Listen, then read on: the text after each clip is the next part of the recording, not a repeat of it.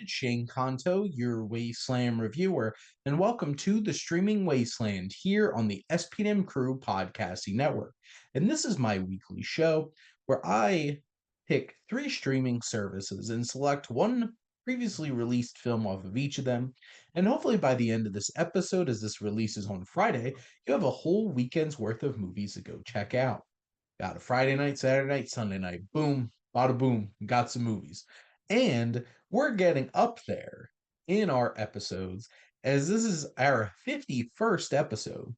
And after our 52nd episode, which marks a whole entire year of doing this show, which is pretty exciting, I'm going to shake things up with a new structure where each week I pick one streaming service and three films off of that and rotate the streaming services. But this week, still doing how we did it before. And we're going to be focusing on Amazon, Paramount Plus, and Max. Soon to be HBO Max again, because dumb choices to change it in the first place. And let's get started with 1996's Mission Impossible. And I feel like obviously this is quite the relevant film to pick with Mission Impossible, The Final Reckoning, coming your way into theaters. And an American agent under false suspicion of disloyalty must discover and expose the real spy without the help of his organization. This is the IMF, the Impossible Mission Force, and it is Ethan Hunt, played by Tom Cruise, and he must go toe to toe with John Voight. You have Jean Reno, Ving Rhames, Kristen Scott Thomas, Vanessa Redgrave, Emilio Estevez, and plenty more who stand out in this film. And this is from director Brian De Palma, who really brings the De Palma into this film. And there's definitely moments where you can really feel his style sticking out, and it gives this film personality. I think the important thing to realize is this was a much more grounded film compared to where this franchise went. This is like the oddball out because this is a pretty gritty, grounded, intense, and visceral thriller. And Brian De Palma knows a thing or two about thrillers for sure, and he brings that energy to Mission Impossible.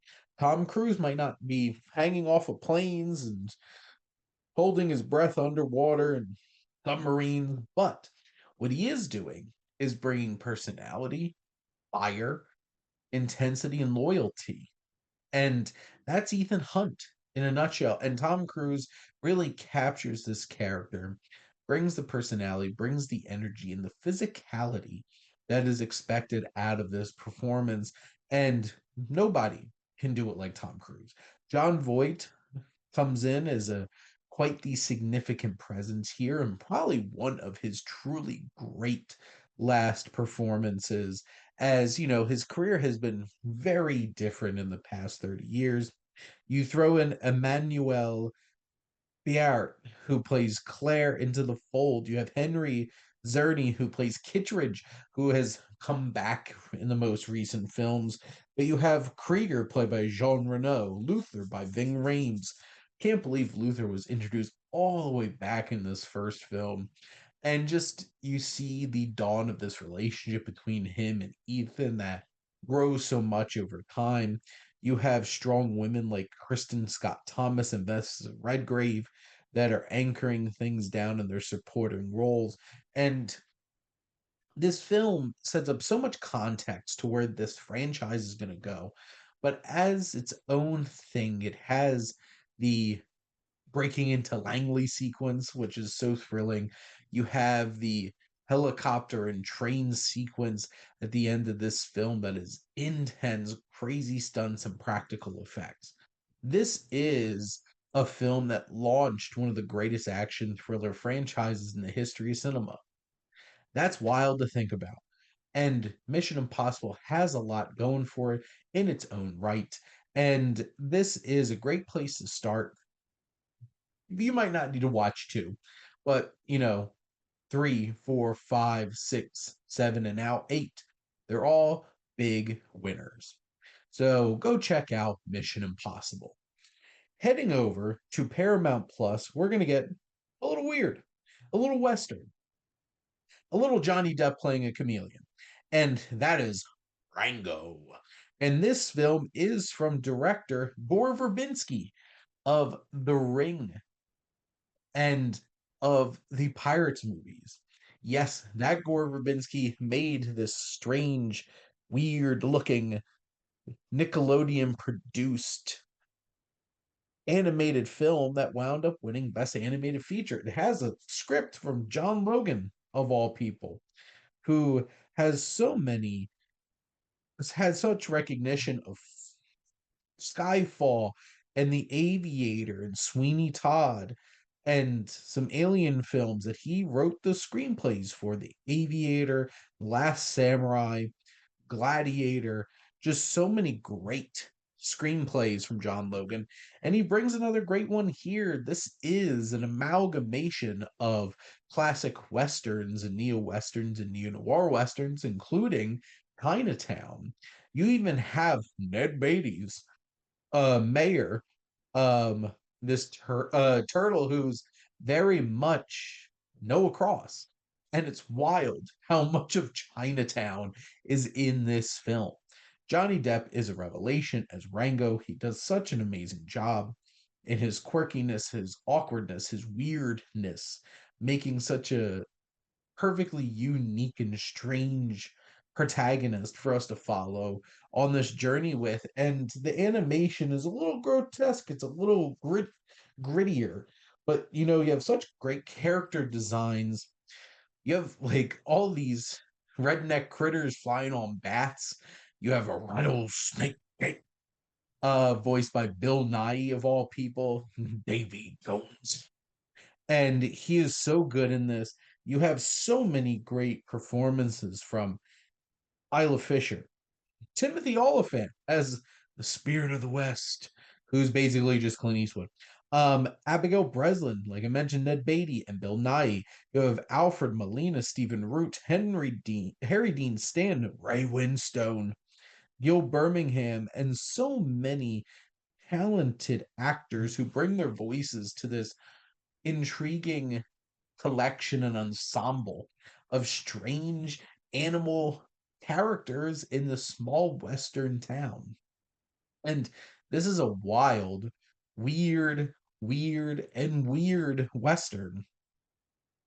all created in animation with a fantastic score from Hans Zimmer. You have Flight of the Valkyrie played on a banjo at one point. That's the vibe of this film. It's scary, it's intense, it's funny. It has all of these. It checks all the boxes. It's a weird fever dream from Gore Verbinski, and it's an absolute delight. But lastly, we're heading over to Max while it's still Max before it becomes HBO Max again, and we're going to take a look at one of Akira Kurosawa's greatest films, and one that has nothing to do with samurai or feudal Japan. This is a procedural cop drama, High and Low. An executive of a Yokohama shoe company becomes a victim of extortion when his chauffeur's son is kidnapped by mistaken and held for ransom. Like I mentioned, this is a Kurosawa film, which means that Toshiro Mifune is not far away as he is Kingo Gondo. And you have Tatsuya Nakaidai, uh, Yukaka Sada, and so many strong performers here. But you have Mifune right at the core of this.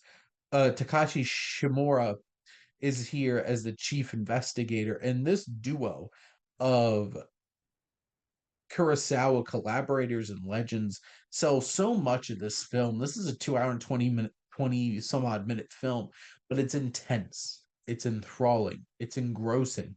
It tells a wild story, twists and turns, for sure. Mifune gives such a powerful and emotional performance. He really sells it. And Shimura having a role in this as well, another legend of Japanese cinema. This film has great performances. It has a great story and a great mystery and layers and layers and layers and layers. And how this all comes together is so fascinating. It's engaging, it's enthralling. You're there on the edge of your seat. Will they figure this out? And of course they will. But part of the charm is going on the ride, enjoying it, and seeing what's all going on here. Because this is a complex and layered story. This isn't so simple as good and bad. It's not so simple as that. But this film is full of moral quandary and challenges and debates, and all while having this intense, perfectly directed film with Kurosawa, Mifune, Shimura, all stepping up, delivering, and making this film such a fascinating and enthralling story from start to finish, as we're never quite sure how it's all going to play out. And Kurosawa keeps you on the edge of your seat with this one for sure. Mifune really grabs you emotionally and brings you into this experience. And this is such an engaging, thrilling, and thought provoking story that is certainly one of Kurosawa's best, and arguably his best outside of feudal Japan. This is a film that works on so many different levels, and it's a classic for a reason. But that's a wrap on another episode of the Streaming Wasteland. Let's give you a little bit of a recap. We're heading back to the mid 90s, almost 30 years ago. Over on Amazon Prime Video, we have Mission Impossible. Heading back a little bit less, 14 years to 2011. And Paramount Plus has the Nickelodeon produced Academy Award winning feature for Best Animated Feature that is Rango. Great Western, weird Western, absolutely fantastic. And lastly, over on Max streaming service, all you can find all of the Kurosawa that you want. You have 1963's procedural top drama, High and Low.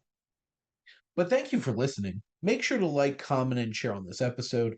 What is your favorite Mission Impossible film in the franchise? What's your favorite strange animated film that's not Disney, it's not Pixar, it's not DreamWorks, that really sticks out to you and leaves an impact? And finally, what's your favorite Kurosawa film? Do you lean towards the more samurai kinds of elements, or are you more of that like modern kind of feel and context and can enjoy something like a High and Low? But make sure to follow or subscribe wherever you listen to your podcast. The SPM Crew Podcasting Network is ever expanding. If you're interested in starting a podcast, please make sure to reach out to us on our website. Or if you want to be a guest on one of our own. Finally, if you like our logo, check out Highflyer Creative for all your digital marketing needs. But most importantly, thank you as always for tuning in and supporting the streaming wasteland here on the SPM Crew Podcasting Network.